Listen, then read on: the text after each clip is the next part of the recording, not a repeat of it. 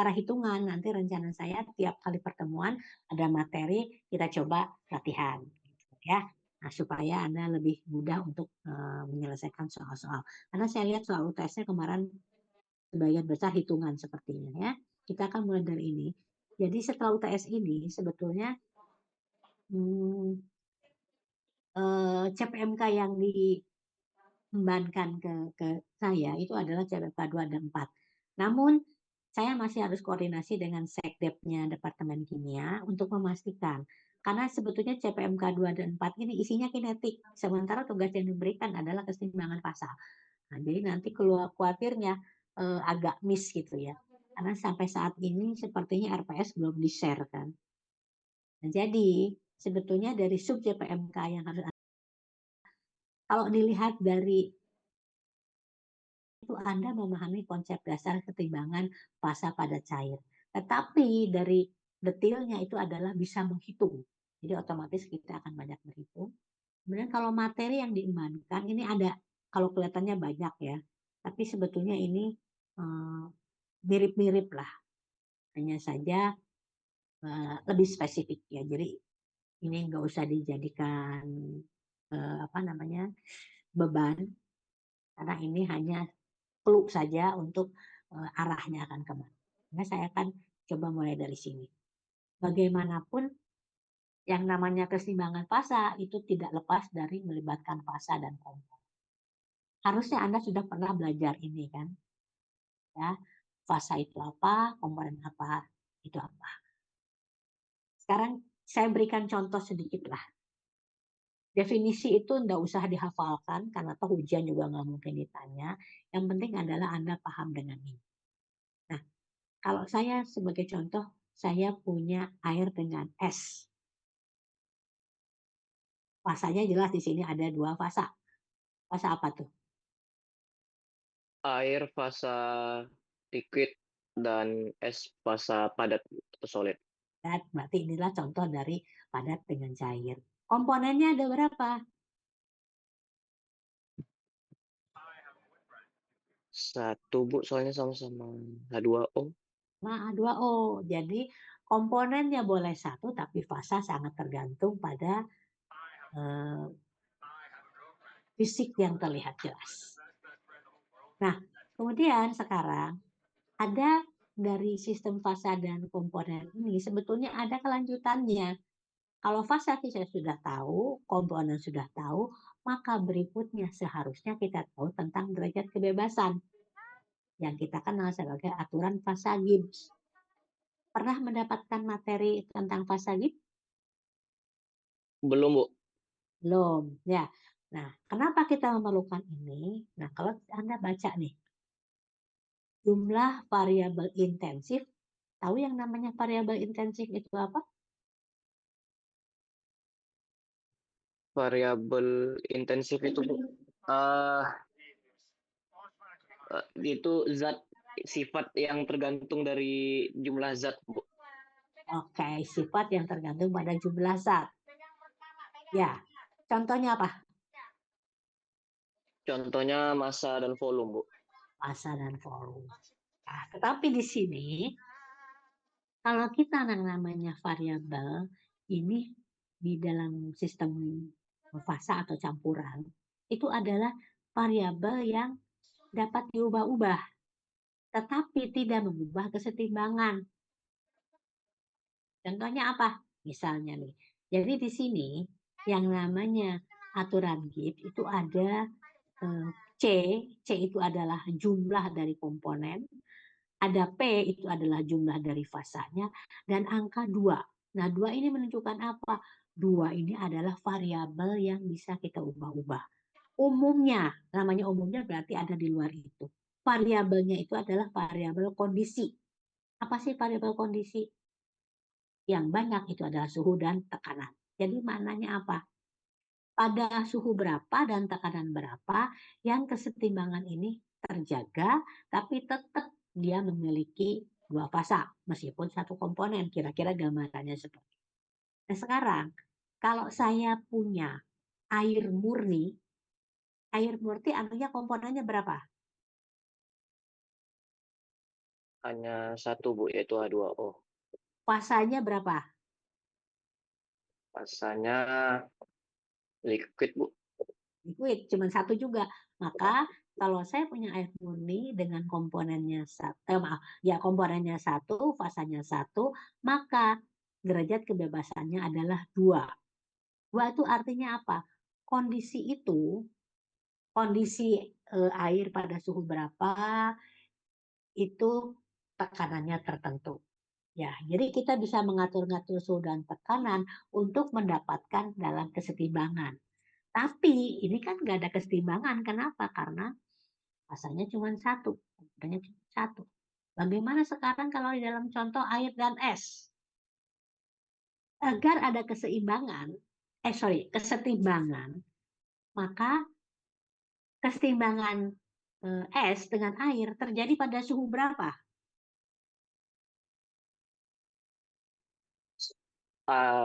Suhu sekitaran 0 derajat, Bu. Nol. Anda paham? Ini kan sebetulnya keseimbangannya bukan keseimbangan kimia, tapi keseimbangan fasa kan? Artinya perubahan fasa. Perubahan fasa apa? Dari padat menjadi cair dan cair menjadi padat. Nah, jadi itu akan ada di sekitar 0 derajat Celcius pada tekanan berapa? 0 derajat Celcius itu 1 atm, Bu. 1 atm. Kalau saya ubah nih menjadi 2 atm, apakah tetap menjadi 0 derajat? Tidak, Bu. Tidak. Eh, Begitulah iya makna benar. tidak. Enggak kan? Lebih rendah atau lebih tinggi? Eh, lebih lebih rendah harusnya, Bu.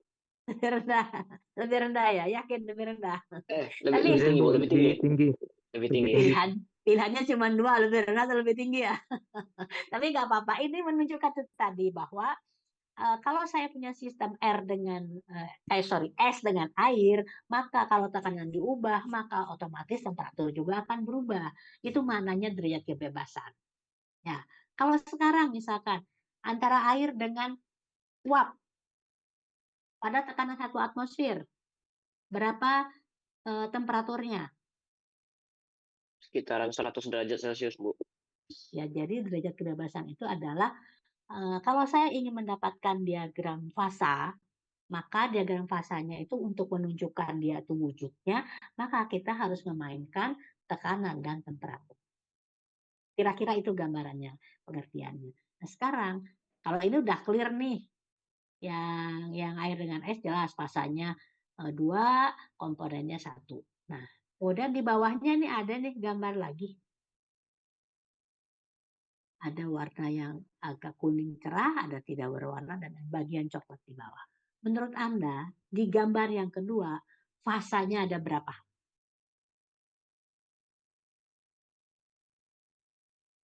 Di yang gambar yang paling bawah ini ya, Bu. Iya, fasanya ada berapa? Yang lain coba ada yang bisa jawab dah. Dua-dua ikut sama aquas. Izin Bu, menurut saya ada dua fasa ya Bu. Dua fasa. Iya, Fasa apa? fasa liquid dan fasa padat. Fasa liquid dan fasa padat. Yang lain, setuju enggak?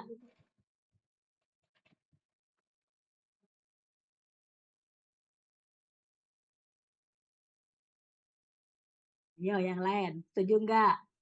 Setuju, setuju Bu. Dua. Oke, dua itu karena ada padat dan cair. Coba sekarang kita baca lagi pengertian fasa. Bagian dari suatu sistem yang memiliki sifat fisik yang homogen, ya, terpisah secara jelas dari bagian lain. Menurut Anda sekarang, sebelum kita membicarakan fasanya, ada berapa bagian? Ada 3 bagian Bu. Ada tiga Bu. bagian. Berarti apakah fasanya itu dua? Tidak. Tidak. Kalau kita hanya berbicara yang homogen, dari fasa tadi, dari wujud ya, wujudnya memang cair dan padat. Tetapi kalau dilihat dari yang homogennya dan yang terpisahnya ada berapa? Ada terpisah menjadi 3, Bu. Ya, tiga Jadi Bu. tiga. Jadi pengertian fasa itu seperti itu. Jadi fasa itu berbeda dengan wujud. Bisa sama, bisa berbeda. Ya, kalau misalkan sekarang minyak dengan air, fasanya ada berapa?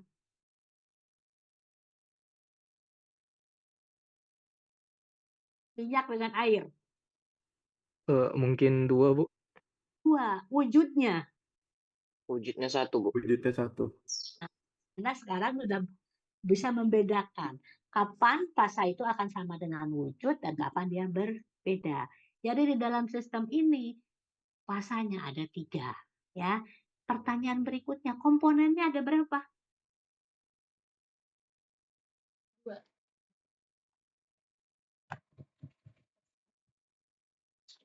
3, Bu. 3.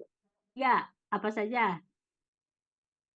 Komponennya yaitu yang pertama minyak, kedua air, yang paling bawah tuh zat padatnya, Bu. Padatan. Apalah Ya, nggak tahu padat. kita ya. Yang penting ada Pas, padatan. Ya. pasir, Bu, kalau dari foto, Bu. Pasir, misalkan pasir gitu ya. Nah, sekarang mungkin nggak di situ ada pasir dengan tanah? Mungkin, Bu. saja, Bu. Mungkin aja. Kalau misalkan ternyata di situ ada pasir dengan tanah, berarti ada berapa komponennya? Jadi 4, tuh. 4. Jadi 4 ya. Jadi bisa seperti itu. Jadi sesuatu yang apa terlihat seperti cuman 1 bisa jadi sebetulnya enggak. Sepanjang kita tahu secara visual begini, oh iya cuman 3, tapi bisa jadi enggak. Ya. Nah sekarang harusnya Anda sudah bisa membedakan fasa dalam arti bukan wujud zat. Ya. Oke, sekarang kita melangkah ke yang berikutnya. Nah ini, sekarang saya pengen tanya. Yang nomor 1 ini gambar apa? Ada gelas berisi susu sama serbet. Oke, gambar gelas, susu, dan serbet. Kira-kira kalau kita berbicara fasa, mana yang mau Anda apa yang jadi sistemnya? Sistemnya adalah susu, Bu. Susunya. Oke, ada berapa fasa? 1, Bu. 1. Ada berapa komponen? Komponennya banyak, Bu, karena susu penyusunnya banyak, Bu. Nah, sekarang secara apa namanya? Komponen yang terbanyak, yang utama dari susu apa?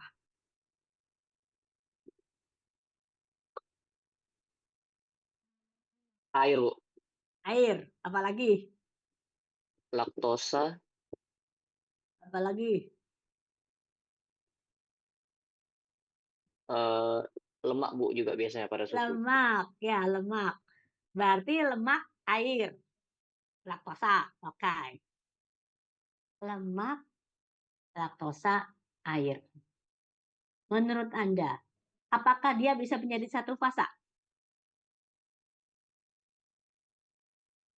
Lemak sama Eh, air yang Lemak sama eh, air sesuai teori tidak bisa, Bu.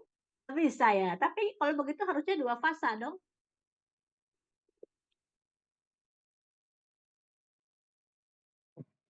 Bingung, Oh, bingung iya. Anda ya.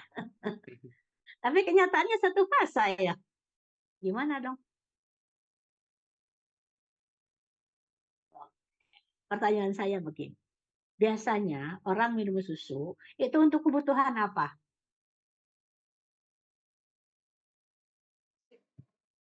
Kebutuhan lemak, kebutuhan apa lagi? Mungkin kalsiumnya, Bu. Kalau saya begitu sih, Bu. Kalsiumnya. Selain itu, Mungkin proteinnya, Bu. proteinnya. Oke, kalsium itu untuk suplai kita ya. Tapi kalau proteinnya fungsinya apa?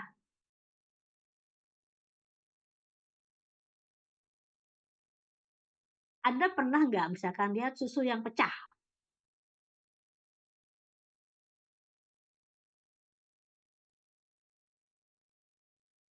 Kalau susu pecah, eh, oh sorry, salah. Susu yang pecah. Ya, jadi sistem yang Anda punya itu kan tadi ada lemak dengan ada air. Kan nggak mungkin dia bersatu. Karena lemak bagaimanapun fasa organik ya. Sedangkan air itu adalah fasa eh, polar. Yang satunya non polar. Nggak mungkin bergabung. Berarti harus ada yang menggabungkan supaya jadi satu fasa. Maka yang menggabungkan adalah protein. Itu kan nggak kelihatan. Kelihatannya cuma satu aja kan. Padahal ternyata komponennya lebih dari itu. Nah, jadi kalau kita mau melihat komponen itu apa, maka kita harus melihat isinya itu apa saja. Gambarannya seperti itu. Nah, nanti kita pada saat belajar padat cair mirip seperti ini. Sesuatu yang satu fasa belum tentu komponennya cuma satu. Ya. Jadi di sini paling tidak ada protein. Untuk apa sih protein? Anda ingat sistem apa namanya? Yang namanya koloid.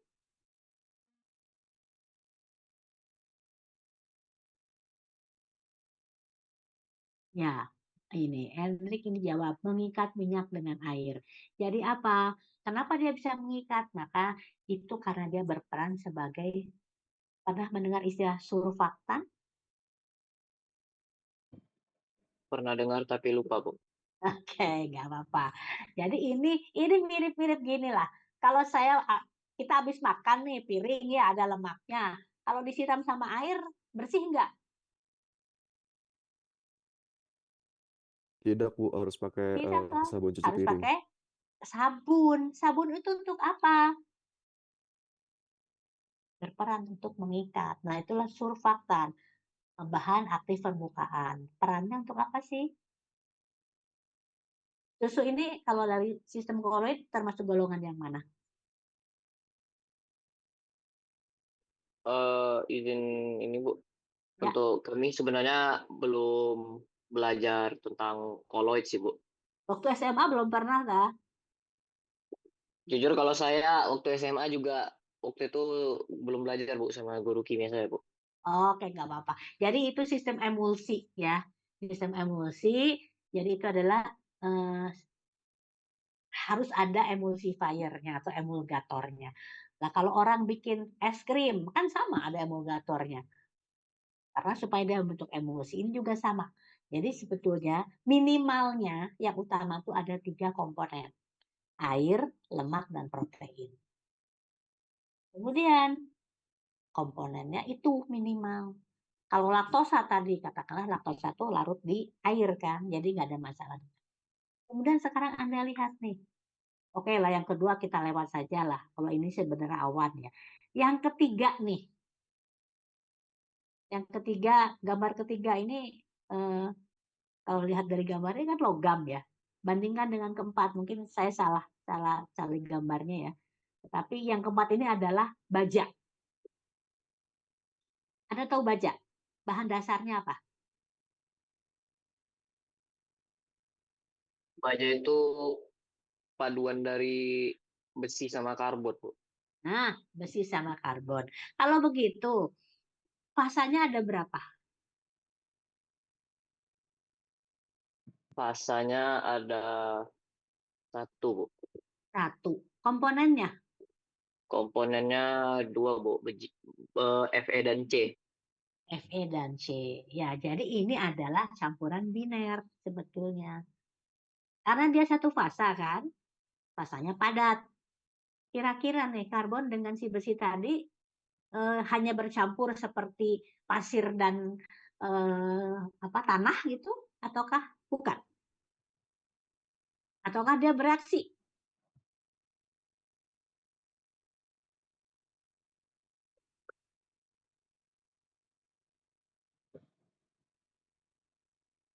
Mirip ginilah. Kalau misalkan saya punya semen, saya kasih air, nggak diapa-apakan. Ada berapa fasa? Ada dua, Bu. Liquid sama solid. Saya aduk-aduk, kemudian saya biarkan. Kemudian dia mengeras. Ada berapa fasa? Jadi satu, Bu. Solid. Nah, mirip seperti karbon dengan besi.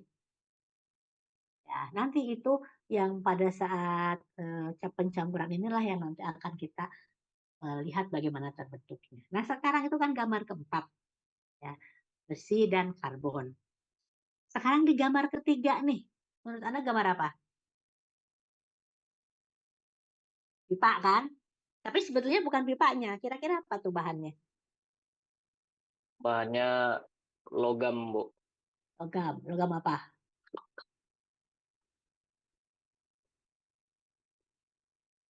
Ini yang banyak Kalau dipakai apa? Oh, kalau dari gambar sih yang saya asumsikan karena dia mengkilap gini, Bu, itu aluminium, Bu. Aluminium mengkilap ta? Biasanya, Bu. Enggak ya, sebetulnya ini adalah mungkin saya cari gambar yang keliru ya. Ini adalah apa? Baja tahan karat, berarti apa tuh? Stainless steel. Stainless steel. Stainless steel, Bu. Stainless steel. Nah, berarti isinya apa? Komponennya apa? Besi sama kromium, Bu. Besi sama kromium. Kan baja tuh. Kalau baja tadi apa? Besi sama Besi karbon. dan Besi sama karbon. Pertanyaan saya, kalau stainless steel kira-kira ada karbonnya nggak?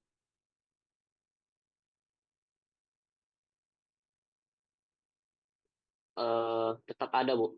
Tetap ada. Jadi seperti itu sebetulnya komponennya bisa jadi 3 ya. Sekarang nih, Anda pernah lihat tak apa namanya stainless steel yang belum dibentuk apa-apa?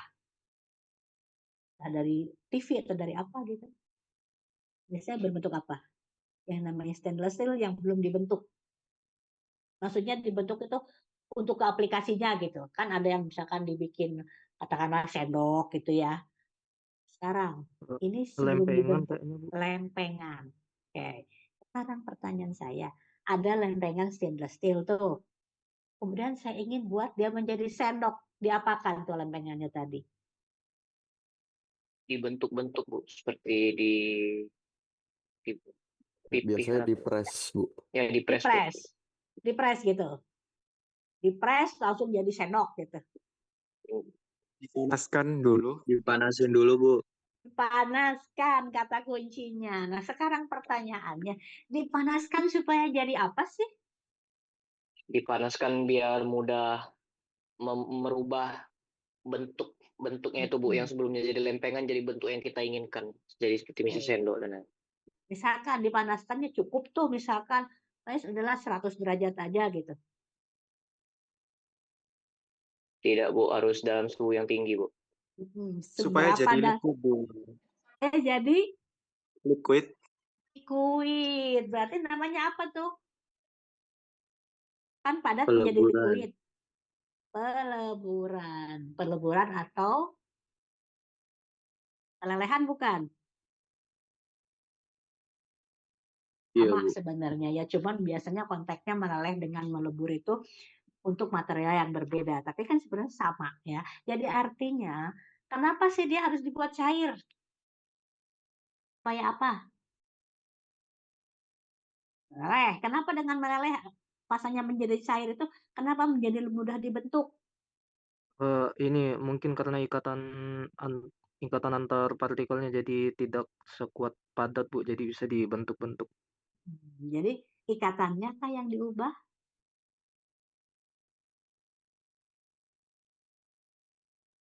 Seperti yang mungkin Anda pernah belajar ikatan kovalen, ikatan ion, itunya kah ikatannya? Bukan, Bu. Lebih ke kerapatannya kayaknya.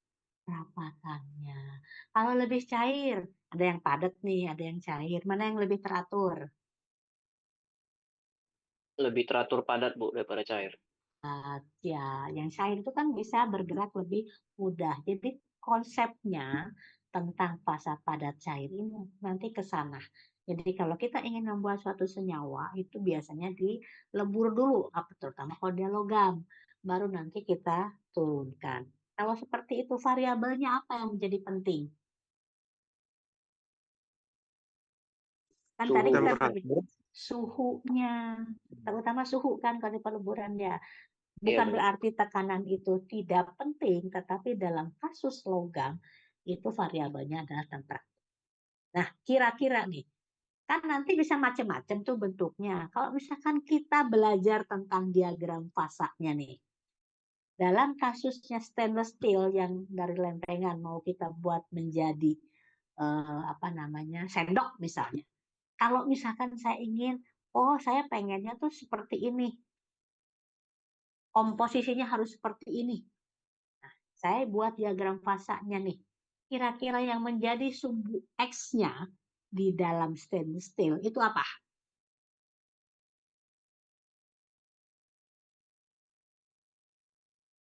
Sumbu Fraksi. Y-nya kan, sumbu Y pasti teratur ya.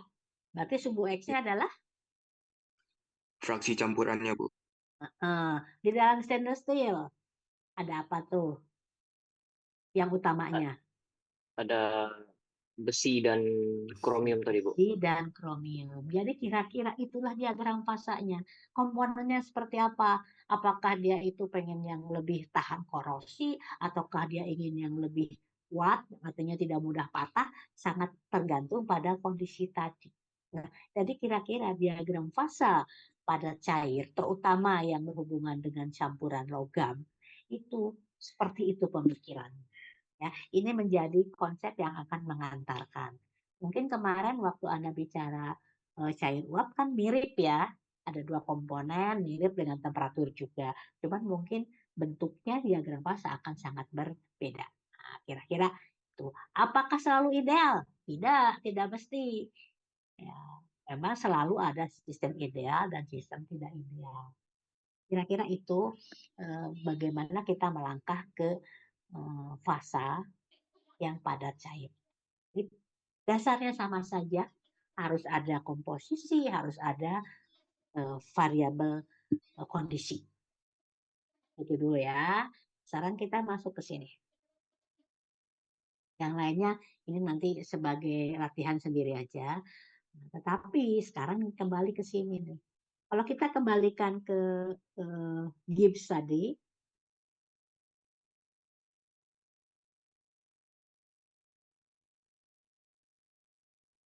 nah ini, tadi yang stainless steel, komponennya kan 3, fasanya 1. Ya, berapa derajat kebebasannya? 4, Bu. Komponennya 3, fasanya 1, berarti 4. Artinya 4 itu apa kalau begitu?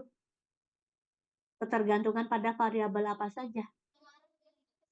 Kalau pengen ada kesetimbangan. Yang jelas temperatur. Ya, terus tergantung apa lagi? Kanan, Bu. Tekanan. Bisa jadi, iya. Karena kalau tekanan kita ubah, temperatur juga bisa berubah. Terus 2 lagi apa?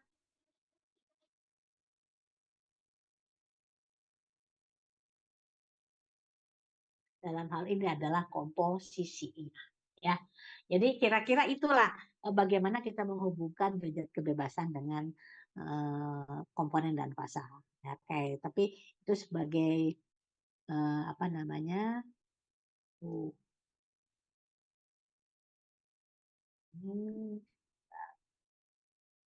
Nah, kemudian, karena kita berbicara masalah fasa padat cair, jadi mari kita lihatlah sedikit ya, sedikit saja, tidak perlu detail, bagaimana sih sebetulnya pembagian cairan. Jadi, secara umum itu ada bahan murni dan yang campuran atau larutan. Kenapa saya katakan campuran larutan? Karena jelas ada pencampuran cairan ini. Ini cairan sendiri ya, yang memang dia bisa homogen dan yang bisa heterogen. Nah, yang kita katakan homogen itu adalah larutan. Tetapi ada yang bahan murni. Apa sih yang namanya bahan murni? Yaitu pelarut yang kita kenal. Ada pelarut polar, ada pelarut non-polar.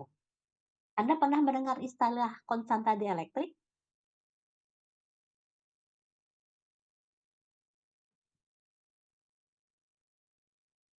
Pernah? Dielektrik artinya pernah? Pernah, Bu. Pas Pernah. SMA, Bu. Oke. Anda pahamnya konstanta dielektrik itu apa?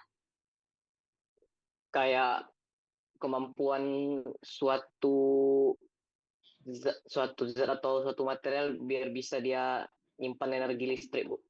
Oh gitu. Tapi sebetulnya ini, lihat, kalau konstanta berarti besaran lah ya, besaran tertentu. Dielektrik, di itu berarti kira-kira mananya apa? 2, Bu. 2. Elektrik itu apa? Energi listrik.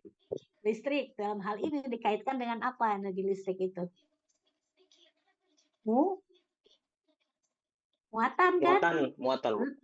Jadi kalau di elektrik muatannya ada 2, terpisah betul, positif negatif. Nah, berarti kalau memang terpisah betul positif negatif, maka itu namanya senyawa polar. Ya, jadi sebetulnya kalau Anda punya pelarut macam-macam, konstanta dielektrik itu bisa menggambarkan kepolaran dari suatu senyawa. Yaitu sebagai pengetahuan tambahan. Kemudian yang kedua, ada lagi senyawa murni itu hubungannya dengan volatil dan non volatil. Maka itu hubungannya dengan titik didih. Ya, tapi ada lagi nih cairan itu kalau dia sebagai campuran atau larutan, maka Anda mengenal elektrolit dan non elektrolit. Tetapi di sistem kita tidak mempelajari itu. Mungkin bisa jadi lebih mempelajari yang sifatnya polar non polar, ya. Kemudian itu kalau cairan. Bagaimana kalau padatan? Nah, padatan tuh banyak jenisnya, tetapi ini hanya untuk dikenal saja tanpa harus Anda harus menguasai. Ya, kalau Anda memang ingin tahu ini, mungkin nanti di mata kuliah pilihan Anda bisa belajar lebih banyak. Tapi intinya zat padat itu sebetulnya ada yang namanya kristalin, ada yang amorf, dan ada kuasi kristalin. Oh sorry, itu typo. Kuasi kristalin. Nah, jadi sebetulnya kalau yang kita punya kristalin, dia itu contohnya kan logam ya. Dia sangat teratur. Kemudian ada yang non kristalin, misalnya gelas, plastik, gel, dan seterusnya. Ya asal Anda tahu saja. Tapi ada yang namanya kuasi kristalin. Ini adalah paduan logam contohnya. Dari materi yang tadi saya berikan, contoh-contoh fasa komponen, ada nggak sih yang merupakan paduan logam? Ada, Bu. Yang mana? Stainless steel, Bu. Karena paduan dari logam besi, Fe, dan logam kromium Cr, Bu. Istilah lain dari paduan adalah? Alloy. Alloy. Orang biasanya menggunakan alloy itu dalam rangka apa? Biasanya, Bu, kayak dia tuh mau buat suatu alat, contohnya tadi kan kayak stainless steel, Bu. Dia kan tujuan adanya kromium itu kan biar dia tidak berkarat, Bu. Apalagi stainless steel ini biasanya dipakai fungsinya untuk sebagai alat dapur gitu, Bu. Karena nggak mungkin kita tuh masak tapi bahan yang kita gunakan peralatan untuk masak itu berkarat, Bu. Jadi bisa berefek ke makanan. Oke, nah justru situ kan. Jadi artinya alloy ini digunakan untuk tujuan tertentu. Bisa saja yang tahan karat, bisa juga yang karena dia pengen lebih kaku, lebih kuat, kan gitu ya. Nah, jadi sebetulnya kalau kita berbicara diagram fasa padat cair, belum tentu dia adalah misalkan padat dengan pelarutnya. Bisa jadi sebetulnya sama-sama logam. Tetapi dalam kondisi tertentu dia menjadi sistem fasa yang isinya adalah padat cair. Nah, itu yang nanti akan kita banyak bahas. Nah, ini sebagai pengantar ke arah sana.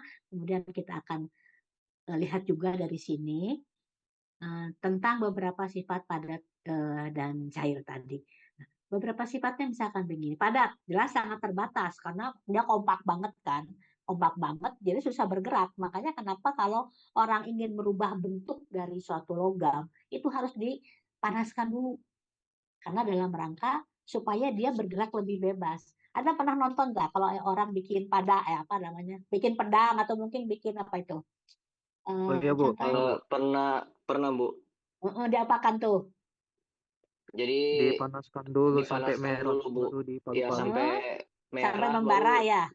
Sampai membara baru dia kayak dipukul-pukul, Bu. Nah, Jadi dipukul-pukul kan. Nah, itu ya, Bu. dalam rangka apa? Nah, itu tadi supaya si logam-logam itu bergerak bebas. Kalau bergerak bebas itu ya dia lebih mudah untuk dibentuk. Nah, itu kenapa kita perlu mengenal tentang sifat-sifat tadi. Terus bagaimana memanaskan? Tentunya kalau saya punya logam aluminium, punya logam Fe, sama nggak kondisinya?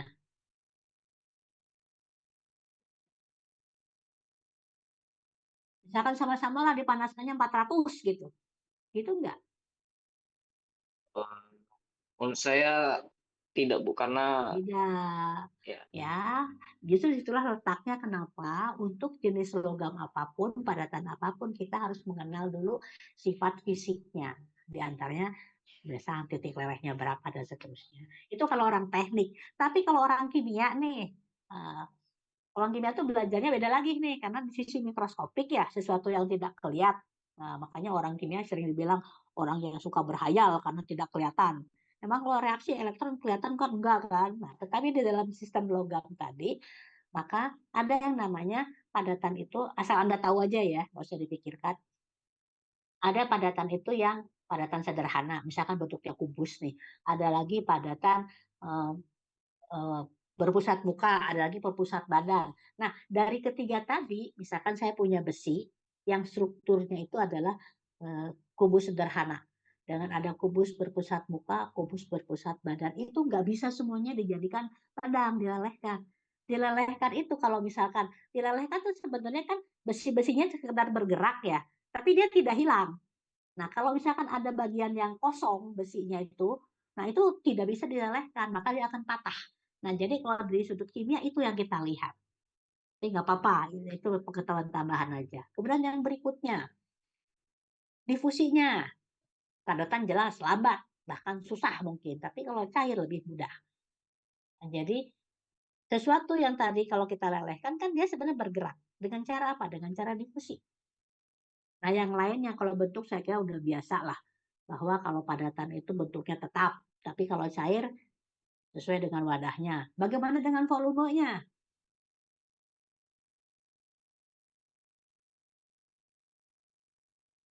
Kalau padatan volumenya gimana?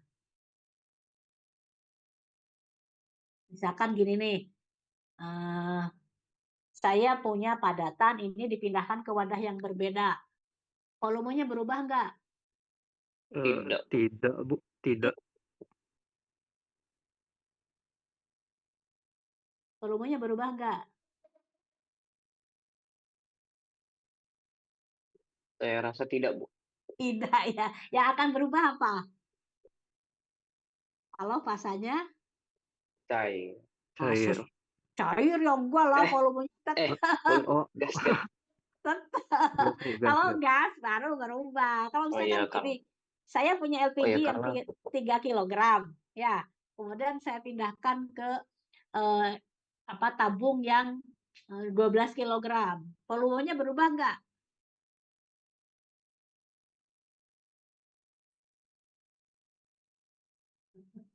iya berubah, Bu. Berubah ya. Tapi misalkan cadangan energinya berubah nggak? Tidak, Bu. Tidak ya. Jadi kalaupun misalkan nih kita beli nih, ditipu nih sama penjualnya. Aslinya dia cuma 3 kilogram, tapi dipindahkan ke yang 12 kilo. Kira-kira masa pakainya sama atau enggak? beda, Bu. Tetap Beda? sama. Tetap sama, Tetap tetap sama, tetap sama. sama. Tetap sama. Karena meskipun volumenya berubah, kan yang terbakar kan itu bukan itu, tapi massa ya. Volume bukan massa, tapi mol kan. Mol itu berarti massa. Jadi itu hal-hal yang rasional lah seperti itu ya. Tapi ini kita kembali lagi ke masalah konteksnya padat cair. Jadi inilah sebetulnya ngapain orang itu melakukan sesuatu terhadap suatu logam itu dalam rangka ini. Dia bergerak bebas supaya apa? Ya supaya aset lebih mudah dibentuk dan seterusnya. Pencampurannya juga biar lebih gampang kan. Emang kalau misalkan saya punya Fe sama karbon tuh, emang dicampurkan dalam posisi padatan gitu. Misalkan dijejel-jejelin karbonnya kan enggak. Pasti Fe-nya dipanaskan dulu supaya pencampurannya lebih mudah. Apakah karbonnya juga meleleh menurut Anda?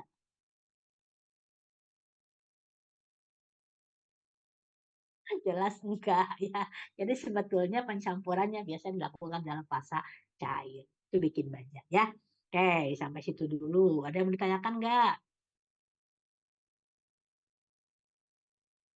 Aman, Bu. Ya, jadi kita bisa lanjut. Kita nggak usah full deh, kasihan. Ini pakai wifi semua atau ada yang pakai data? Insya Allah pakai WiFi semua, Bu. Wifi semua. Tetapi kalau kita mau kuliah 3 SKS daring tuh kayaknya sama-sama capek ya. Saya capek, Anda juga bosen dengerin ya. Jadi mungkin nanti kita bisa lebih cepat, nggak apa-apa ya.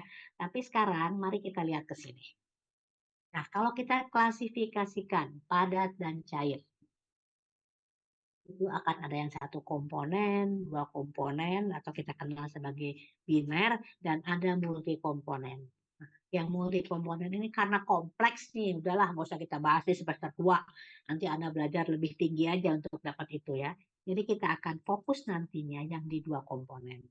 Tapi meskipun fokus di 2 komponen tidak berarti Anda tidak tahu bahwa ada yang namanya 1 komponen. Ya. Contohnya tadi cair itu es dengan air, itu 1 komponen. Yang lain lagi apa misalnya? Selain air, bikin 1 komponen tapi padat dan cair.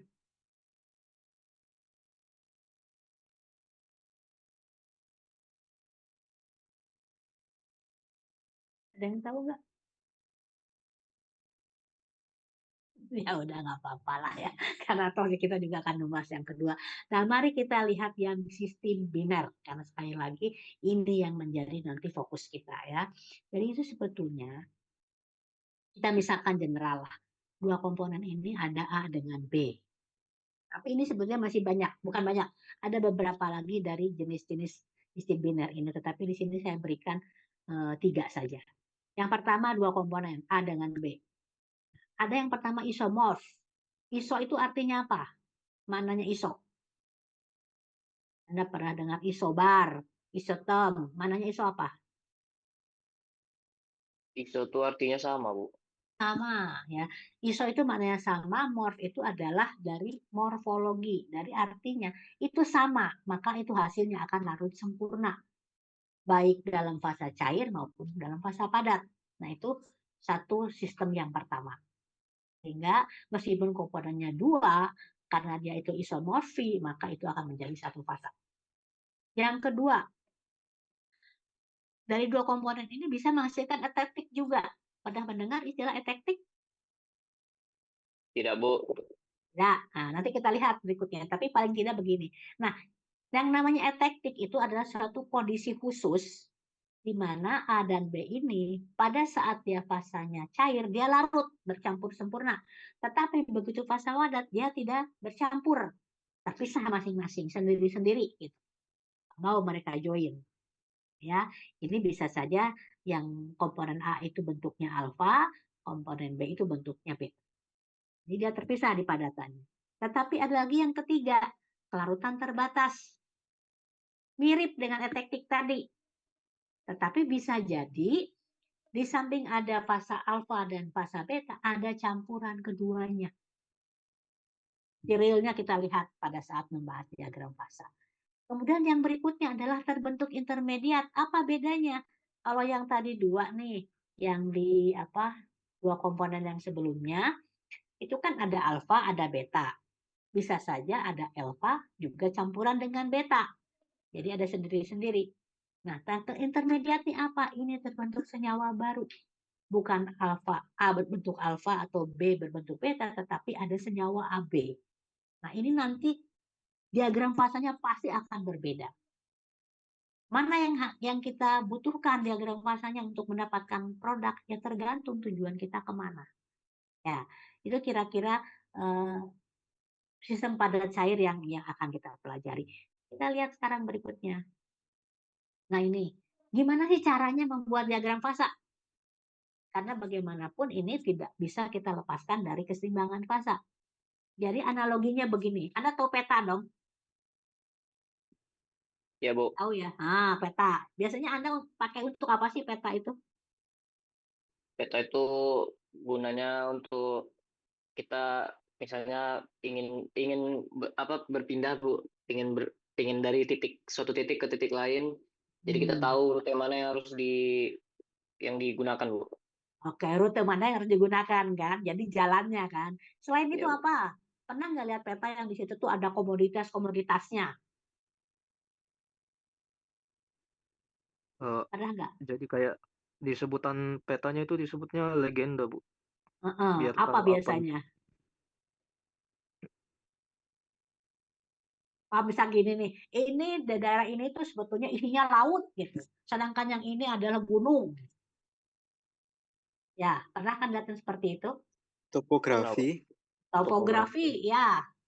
Biasanya kalau kita tuh ke daerah yang kebanyakan laut, kira-kira tujuannya orang ngapain? Nyari apa di situ komoditasnya? Nyari ikan. Cari ikan. Apakah kita harus jalan ke laut kalau kita ingin mencari misalkan pohon jati gitu? Tidak, Bu. Tidak Bu. kan? Nah, jadi gambarannya seperti itu diagram fasa. Kalau saya menginginkan, jadi makanya yang namanya diagram fasa itu seperti peta. Kalau saya pengen nih, saya udah nemu petanya, saya pengen cari ikan, ya jangan pergi ke gunung, pergilah ke laut kan gitu ya. Nah, padat cair sama. Misalkan nih, saya punya campuran AB, saya lelehkan, bercampurlah dia di padat cair. Kemudian saya menginginkan mendapatkan B yang murni, maka jangan mengarah ke jalan A, carilah menuju jalan B. Nah, jalannya tadi diatur oleh siapa? Salah satunya oleh, kalau diagram fasa jangan lupa ada sumbu Y, sumbu X. Nah, jadi keseimbangan fasa itu adalah aturan terbentuknya. Seperti ini loh aturannya. Aturan itu apa? Aturannya misalnya komposisinya harus seperti apa? Berarti A dan B.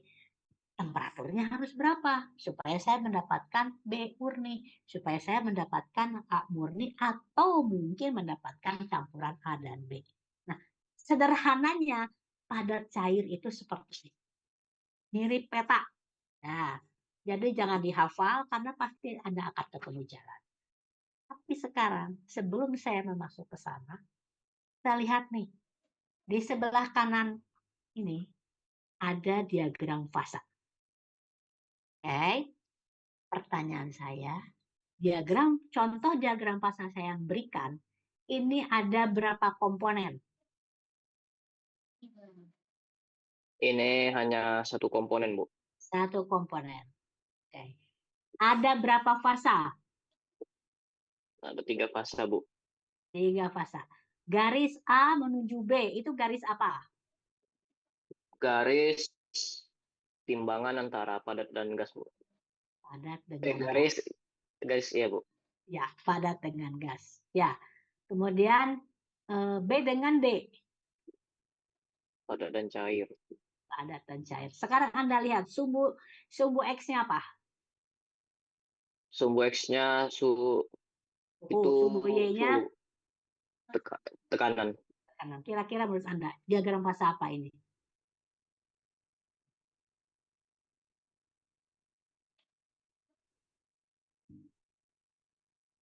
Diagram fasa apa? Izin mungkin air, Bu. Air. Taunya bahwa dia air.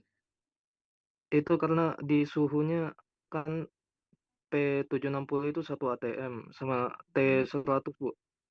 Oke, itu ya dari situ. Selain itu, informasi yang mana lagi yang menunjukkan dia air? Informasi bahwa di titik C itu titik di mana itu kan 760 mmHg, Bu, berarti 1 atm. Baru di 100 derajat Celcius saja di situ dia udah menguap, Bu. Menguap. Iya. Menguap atau mendidih? Mendidih, Bu. Ya, mendidih. Bedanya menguap dengan mendidih. Mendidih masih prosesnya, tapi menguap sudah Sudah lah. apa? Enggak. Bingung Anda. Sekarang saya nanya nih. Ini review harusnya ya. Apa artinya titik didih?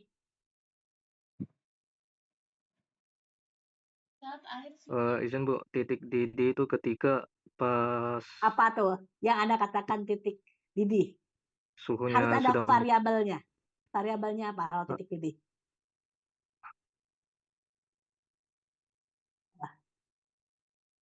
Parameternya atau besarannya titik didih itu apa?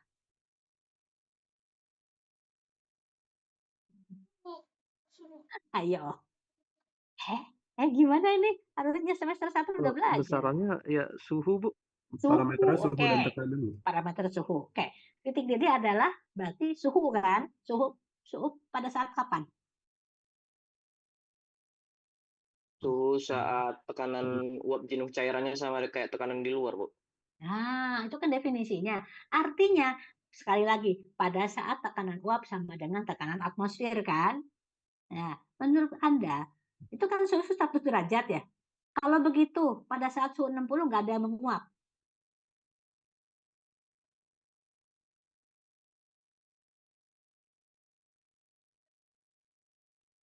1 atmosfer suhunya 60.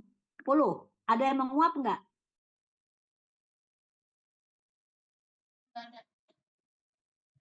Itu definisi Anda tentang menguap kan Mbak Diti bingung ya. Jadi gini, Anda pernah mendengar tekanan uap kan?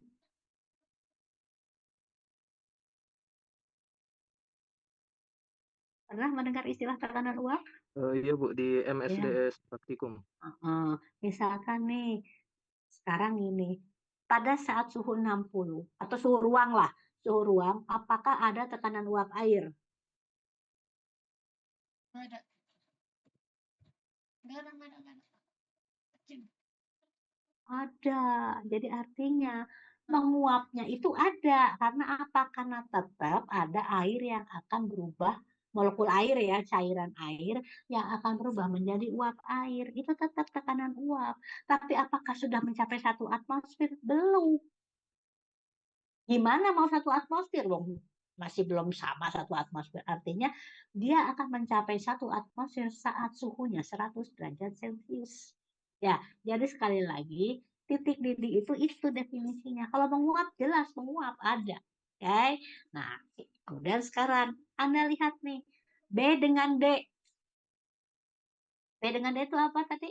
Kesetimbangan padat dengan cair. Ya. Kenapa kok miringnya ke kiri? Dan tidak lurus atau ke kanan?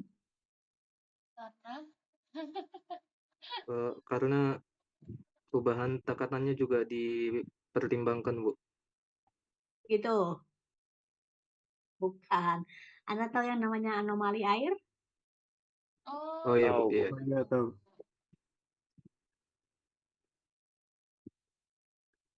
Berhubungan dengan apa? Anomali air. Sehingga miringnya ke kiri. Yang dijelasin sama Pak Supriyono waktu itu sih Bu, kalau pas padat kan es, tapi pas disentuh juga ada kayak cairannya juga Bu. Oh gitu. Basah maksudnya. Iya Bu, basah. Gini. Biasanya nih. Anda pernah nggak misalkan bikin es atau mungkin yang wadahnya tuh diisi penuh gitu. Begitu jadi es, itu jadi mengecil volumenya atau jadi membesar? Jadi mengembang. Menjadi mengembang, Bu. Kan. Nah, itu anomali air karena terjadi pada suhu berapa? 4 derajat kan. Jadi pada suhu 4 derajat biasanya kalau yang memadat itu akan menyusut. Tapi air kan nggak mengembang. Kenapa? Karena densitasnya menjadi lebih rendah atau lebih tinggi saat memadat. Kalau Densitasnya saya jadi lebih tinggi, Bu. Meningkat. lebih tinggi. Ya, es itu densitasnya lebih tinggi dibandingkan air. Kalau Anda punya es dimasukin air yang terjadi Bentar apa? Bu, berarti kalau volumenya bertambah harusnya densitasnya berarti kecil, Bu. Lebih menurun, kecil, Bu. makanya air itu Iya. dikasihin ke air nggak pernah tenggelam. Enggak kan?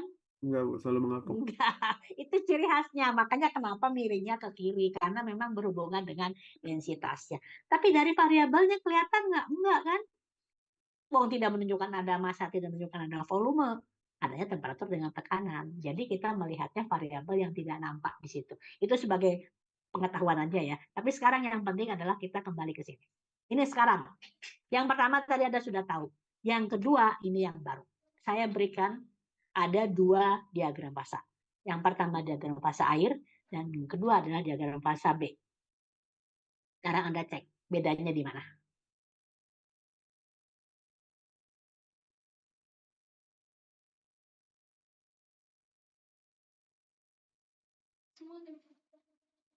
Sudah nampak bedanya belum?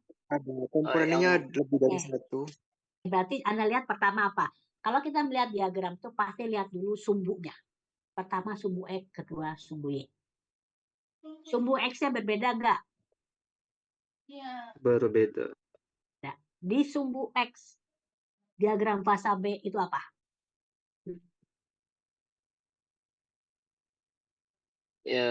Fraksi antara 2 komponen, Bu. Berarti komposisi. Ya. Komposisi. Sumbu Y-nya apa? Suhu, Bu. suhu. Sekarang untuk yang pertama, sumbu X-nya apa? Suhu, Suhu. Sumbu Y-nya? tekanan. Itu jelas berbeda. Berarti yang kedua ini, kalau yang satu kan satu komponen. Yang kedua, Itu sorry, dua yang B. komponen. Iya, udah dua komponen, Bu. Dua komponen. Kemudian sumbu Y-nya adalah suhu. Ya, berarti general, ini yang diagram fasa B ini menggambarkan apa? Diagram fasa apa?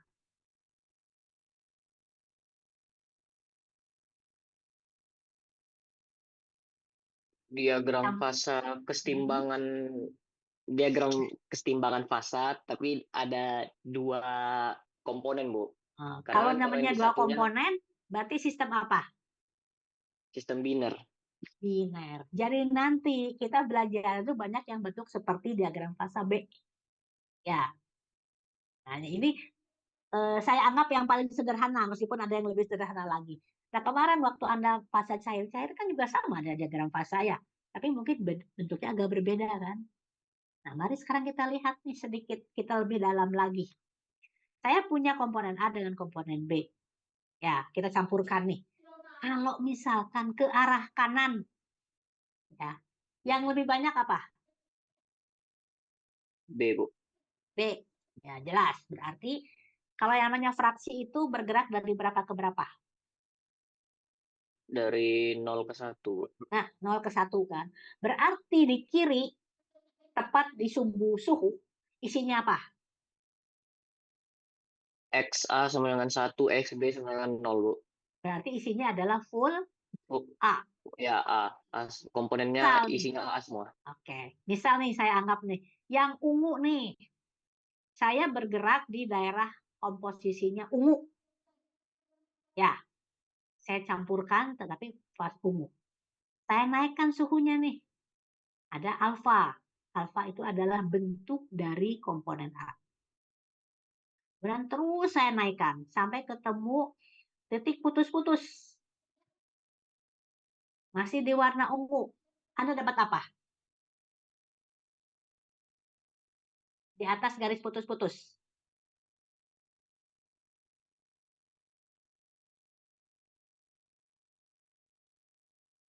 Boleh diulangi lagi pertanyaannya, Bu? Kayak gini, kan saya punya nih, katakanlah komposisi di daerah ungu.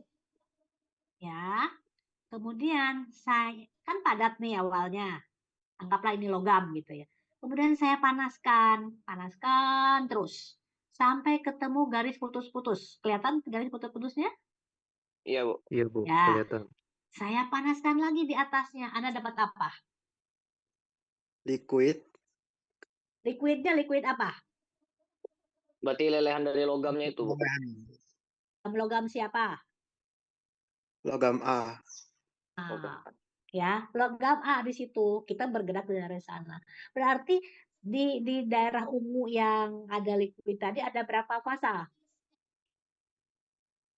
Ada 2 fasa, Bu. Fasa padatnya cair ya. Iya. Tapi komponen Tetapi di ungu yang di bawah titik putus-putus itu hanya satu fasa. Sekarang kita melangkah ke yang hijau.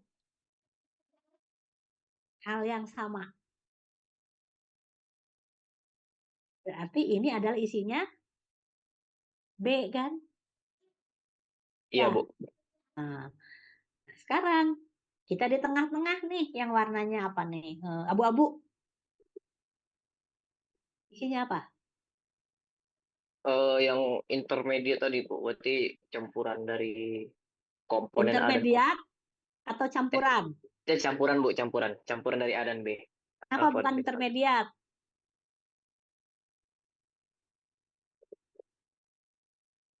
Artinya intermediat adalah Dia tuh ada perbedaan senyawa antara kan?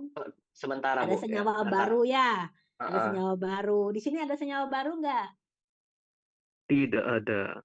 Ada. Jadi di situ isinya A dan B yang terpisah sebenarnya. Kalau begitu ada berapa fasa?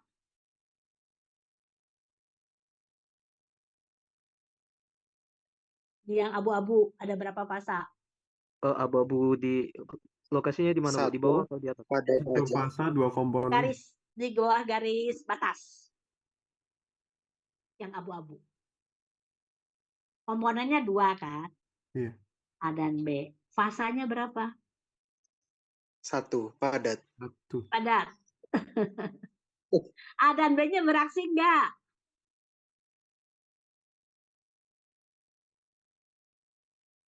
Berarti kalau dua-duanya padat. Tekanannya sama kayak tadi. Berarti Waktu fasanya air 2, Bu. Oh iya, berarti fasanya dulu. A dengan B kan terpisah. Alfa dengan betanya, entah mungkin bentuknya yang berbeda, entah apa, gambarannya seperti itu gitu ya. Tapi sekarang itu hal ketiga. Hal yang keempat sekarang. Misal nih, bergerak dari manapun, entah itu dari fasa dari yang gambarnya ungu, dari abu-abu, atau dari yang hijau. Saya panaskan sampai mencapai warna biru. Oke? Fasanya apa? Wujudnya apa? Wujudnya cair, Bu. Cair wujudnya. Fasanya apa? Cair juga kan. Ada berapa Cair juga. fasa? Ada 1, Bu. 1 fasa, karena dia sama-sama cair. Isinya apa sekarang? Komponennya Is apa? komponennya 1, Bu. Alfa 1. dan beta, tapi dia nggak terpisah kayak yang di abu-abu. Sekarang lihat sekali lagi. Ungu itu adalah alfa. Alfa itu adalah bentuk. Komponen A berbentuk alfa. Yang hijau, komponen B berbentuk beta. Paham? Sekarang saya naikin semuanya sampai mencapai warna biru. Fasanya 1 kan? Cair. Komponennya berapa? Di situ ada A nggak? Nggak ada A sama nggak ada B, Bu. Masa? Jadi apa dong? Nggak tahu. Bingung Anda kan? Makanya saya belikan sesuatu yang tersembunyi. Bukan saya menipu ya, supaya Anda paham. Balik lagi. Saya campurkan A dengan B. Mau dari mana saja. Panaskan sampai mencapai daerah yang biru. Tidak menyentuh garis ya, tidak menjadi garis batas. Yang biru tadi berasal dari siapa? Berasal dari A sama B. A sama B. Oke, sekali lagi. Berasal dari A sama B. Terus masuk di daerah biru. Kalau begitu biru itu isinya apa?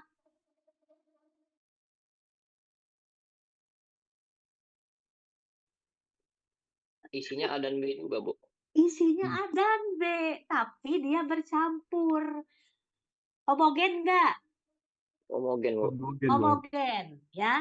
Kalau sesuatu campuran homogen namanya apa?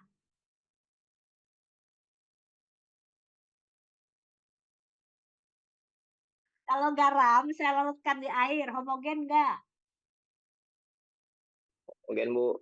Homogen namanya apa? Larutan. Larutan garam. Larutan. Sekarang ada A dan B di dalam fasa cair bercampur secara homogen namanya apa? Apakah Larutan. campuran atau larutan? Larutan. Campur. Oh, larutan A dan B, Bu. Larutan. Larutan. Homogen. Ya, karena homogen. Tetapi kalau pelan-pelan kita turunkan, ceritanya akan berbeda. Misal nih, saya persis menurunkan di titik E. Saya naikkan tadi campurannya. Pada titik E nih, titik E misalkan posisinya tertentu. Saya turunkan pelan-pelan sampai mencapai titik E. Titik E ini isinya apa?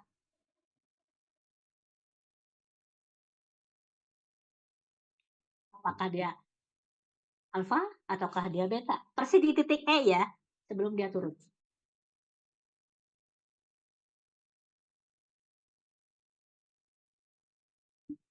Nah, jadi nanti inilah keseimbangan yang akan kita pelajari, ya.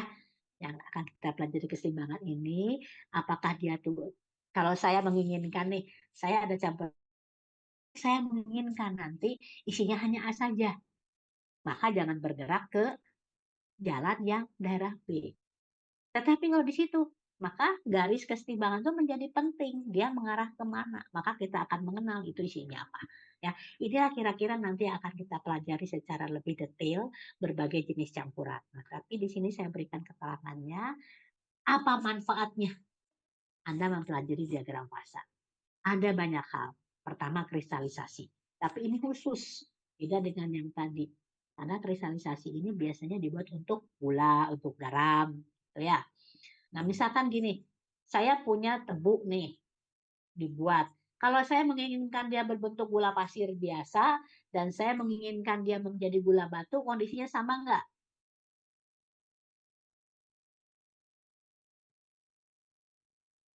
Anda pernah menggunakan gula batu? Pernah, Bu. Pernah, Bu. Nah, pernah Anda melihat ada gula tuh yang putih banget sama ada yang putih agak putih tua, butak gitu ya. Itu sama nggak kondisinya? Beda, Bu. Beda. Bedanya di mana? Temperaturnya ataukah beberapa kali kristalisasinya?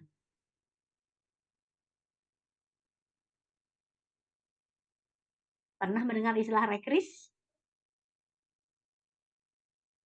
rekristalisasi? Belum, Bu. Tapi kalau dari namanya Belum. berarti kristalisasi kembali gitu, Bu. Iya, jadi gula yang misalkan agak warnanya tuh butak, kotor gitu ya, itu dikristalkan kembali. Dengan cara apa? Dilarutkan dulu kan? Ya, nanti dikristalisasi. Yang namanya kristalisasi itu variabelnya apa yang kita ubah-ubah?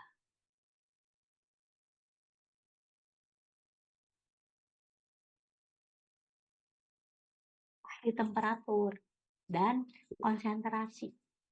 Ya, jadi di sinilah letaknya pentingnya kita mempelajari diagram fasa kalau yang dikristalisasi. Kemudian juga bisa mengatur ukuran yang tadi saya bilang. Ukuran itu misalkan gula yang memang kecil-kecil dan gula yang batu. Gula batu.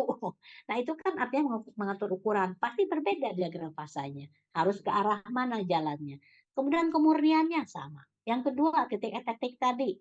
Titik etetik salah satu pentingnya adalah membuat alloy.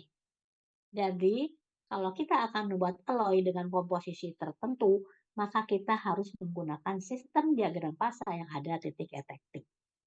Kemudian yang berikutnya, memprediksi kelarutan. Misalnya apa nih? Misalkan produksi logam atau katakanlah pangan. Salah satunya adalah menghindari terjadinya solidifikasi. Apa sih solidifikasi itu?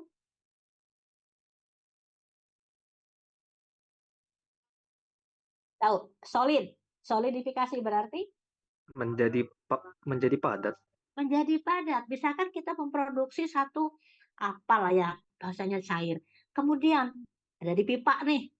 Di pipa ternyata temperaturnya itu menyebabkan dia terjadi solidifikasi. Apa yang akan terjadi? Jadinya ada padatan yang bisa mengganggu, Mengganggu, menghambatkan, blocking. menghambat aliran di pipanya, Bu. Jadi salah satu gunanya diagram fasa adalah itu. Kita harus bekerja di mana supaya tidak terjadi solidifikasi. Itu di industri itu penting hal seperti itu.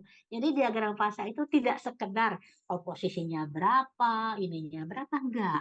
Bisa ke sana juga. Ya, itu yang kita katakan peta supaya Anda tidak tersesat gitu ya. Yang ketiga adalah yang keempat mengontrol kualitas. Kadang-kadang kita kan nggak pengen nih ada fase campuran, maka kita harus lihat diagram fasenya seperti apa. Maka di industri itu pentingnya kita berbicara diagram fase. Nah, ini manfaatnya lebih lanjut suatu saat kalau Anda bekerja di industri. Ya, bukan di industri sih, sehari-hari juga bisa jadi menjadi penting. Nah, ini manfaat lebih jauh, tetapi ini yang tadi gambar yang saya berikan, interpretasinya seperti itu. Jadi ada L itu adalah fasa cair, alfa itu adalah padatan, tetapi di situ isinya adalah komponen A.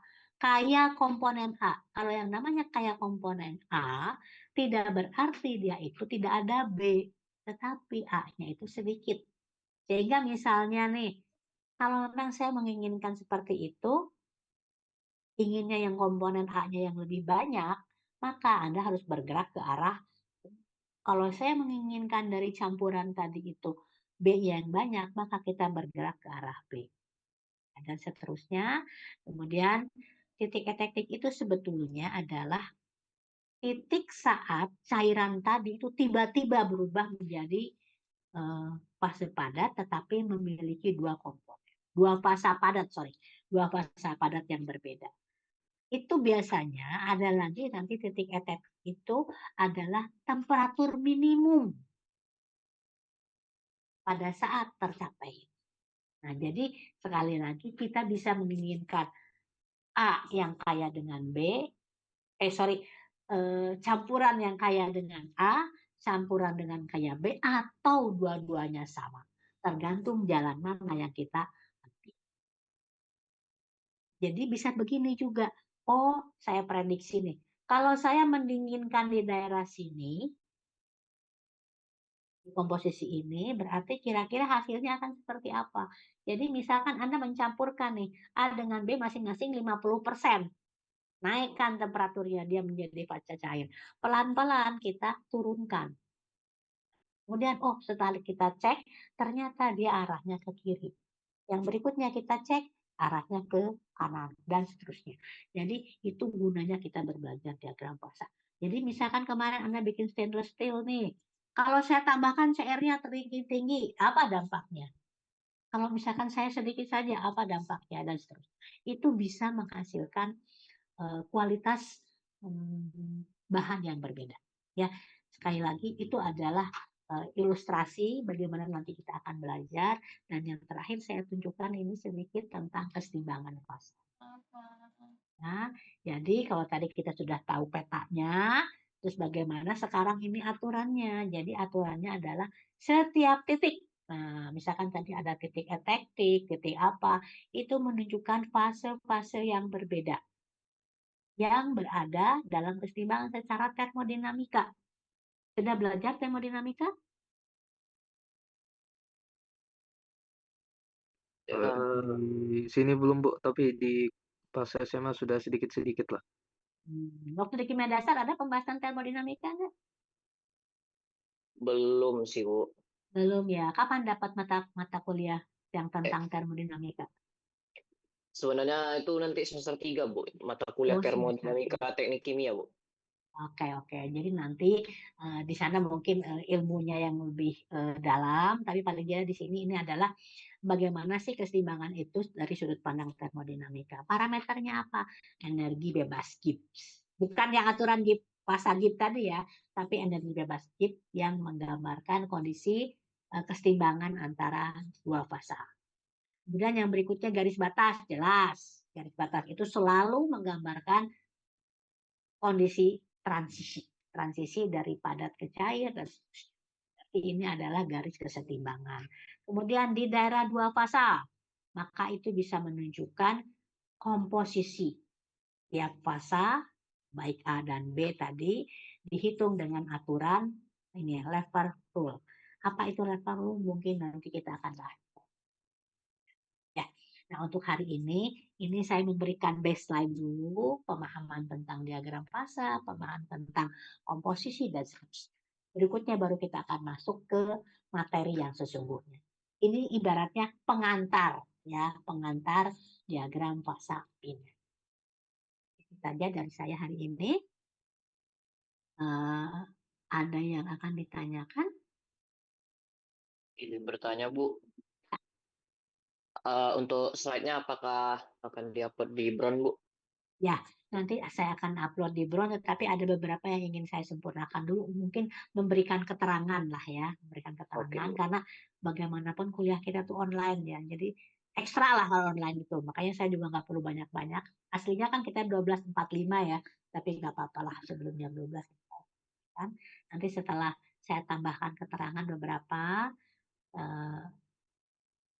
maunya sih kalau Pak Supriyono kan kayaknya bikin video gitu, tapi kayaknya bikin video ekstra juga ya, jadi nggak apa-apa lah gitu. Nanti setidaknya bisa menjadikan acuan.